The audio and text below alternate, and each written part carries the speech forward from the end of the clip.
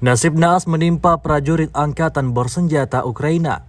Lemparan granat dari Angkatan Bersenjata Rusia seketika membuat mereka berhamburan di tanah.